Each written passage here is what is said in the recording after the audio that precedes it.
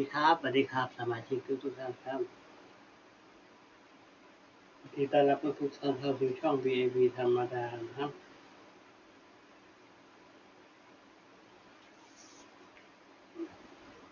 ช่อง VAV ธรรมดาก็จะมานำเสนอ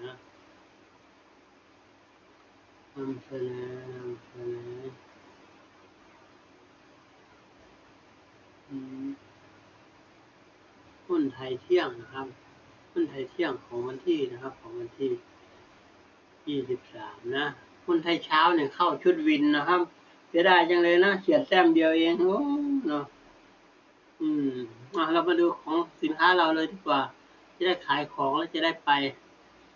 ไหนเหรอไปนอน นอนก็นอนไม่มีความสุขหรอกกางเกงเสื้อนะครับเสื้อวิ่งออกกำลังกายนะครับวันนี้ขายแต่เสื้อผ้านะวันนี้นะขายแต่พวกเสื้อผ้าทั้งนั้นเลยเออเท่ๆทั้งนั้นเลยอืมอืมคนเราเนี่ยคนเดียวกันเนี่ยนะต้องต้องมองหลายๆมุมนะมองมุมนี้ถูกใจหล่อเท่มองมุมนี้ก็ไม่ใช่อะไรเงี้ยต้องเลือกมุมมองถ่ายรูปคือแสดงศักยภาพของตัวเองอ่ะส่วนที่มันเด่นๆออกมาเนาะประมาณนี้นะครับอืมถ้ามีแต่ตัวตนไม่แสดงอะไรออกมาเลยมันก็ทื่อๆนะหาจุดเด่นหาจุดอะไรไม่นั้นนะครับประมาณนี้นะครับเราต้องหาจุดเด่นของเราออกมาขายเช่น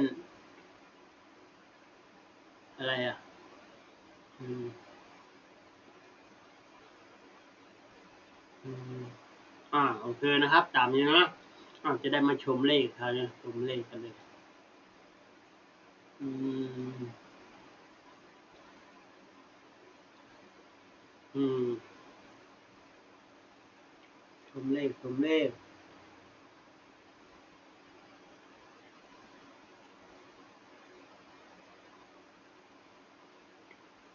5 กับ 6นะครับรอบเที่ยงนะ5 กับ 6นะ5 6นะครับเน้นที่5 นะ59 50 52นะครับประมาณนี้นะครับ59 50 52นะอืมครับจดทันเก่งอยู่แล้วล่ะสมาชิกช่อง PAP เนี่ยล้มแล้วต้องรีบลุก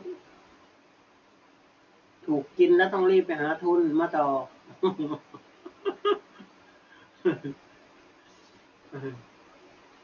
พอมีทุนแล้วก็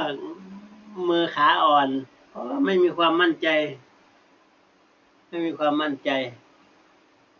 หลายอย่างกว่าจะฟื้นได้สัก2 ชั่วโมง3 ชั่วโมงอันนี้โอเคนะครับตามนี้นะขอให้รวยๆรวยๆเด้อสาธุอ่าครับ